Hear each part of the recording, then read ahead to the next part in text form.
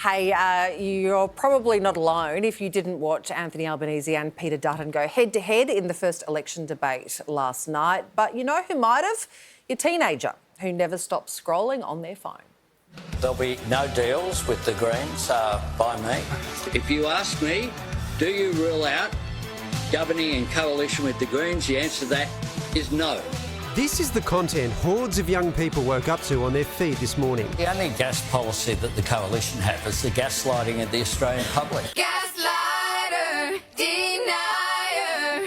Because this year's election, the first where the Gen Zs and millennials outnumber boomers at the ballot box, is also shaping up to be the first where TikTok could affect the result. Albo 8. We are with you, Mr. Dutton. Slay Albo. Dutto 2025. We have both sides of politics absolutely trying to reach young people on TikTok. When we look at the Liberal Party's TikTok, they are really leaning into things like brain rot.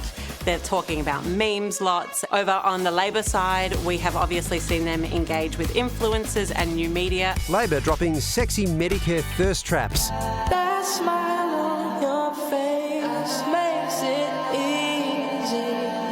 Authorised P. Erickson, ALP Canberra. As the Greens opt for sassy explainers. How much do you really know about Peter Dutton? I'm going to run through the reasons not to vote for him this election. We'll see how many we can fit into one video, but we might need to make this a series. And the Libs upload whatever this is.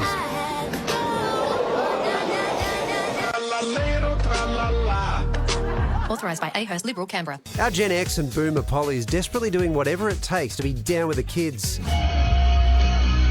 And it's working. In the lead up to the election, Anthony Albanese's TikTok followers have almost tripled. Peter Dutton, who started stronger, has also seen significant growth. Both leaders amassing upwards of 400,000 likes across their posts. People are attracted to it, they're engaged, and politicians across the board need to understand that it is vital for them to speak across and not down to young people at this election. As bizarre as it all seems, TikTok actually presents the most level playing field of all the social media platforms because it prohibits paid political advertising. That native organic content just does better, it performs better. We understand that people who are on TikTok don't want to see the polished, very, uptight type of messaging. So will likes and views actually equate to votes? Or will young voters just scroll on through to the next shiny thing? Ooh, Elton. Well, Holly MacAlpine is an influencer supporting the Greens with TikToks like this. I know I've got a big ego. I really don't know why it's such a big deal, though. Holly joins us now, and Holly, your videos, they make people like me feel kind of old, because I am. Talk us through it. How do you decide what to post? Yeah, no, look, it is definitely geared towards quite a young demographic. It's generally people 18 to 30. And yeah, essentially how I post is I find a trending sound and I just lip sync to it and I just put some really vital information over the top of it.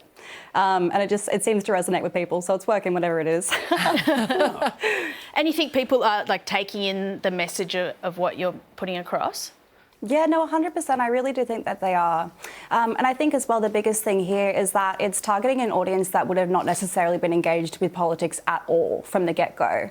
So at the very least, I'm getting some information out there to people that would have not necessarily have had much of an awareness at all. So I'm really interested in what this phenomenon means more broadly.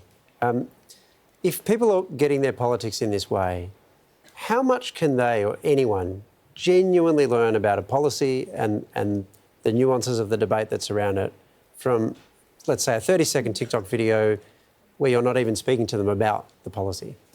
I mean, look, I do believe a lot of my videos are quite well-rounded and they do get a consistent idea of what's going on from them.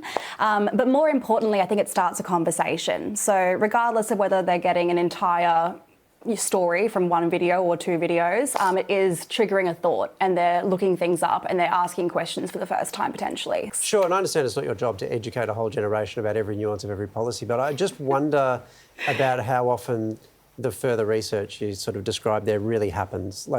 In my mind, and I fully confess I'm not on TikTok, but in my mind, you look at this video, you move on to the next one. Do you really think people are delving into policy debates in a meaningful way here?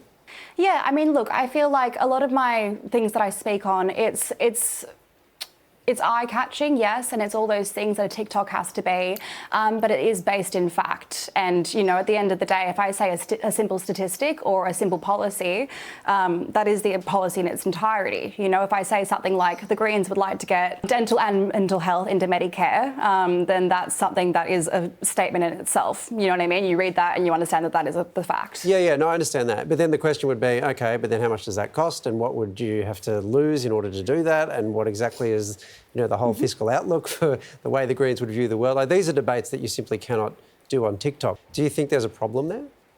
I mean, look, in a lot of cases, someone would likely comment a question just like that in my comment section of my video, and then very often I'll come back with a video responding to that comment directly and building on it from there.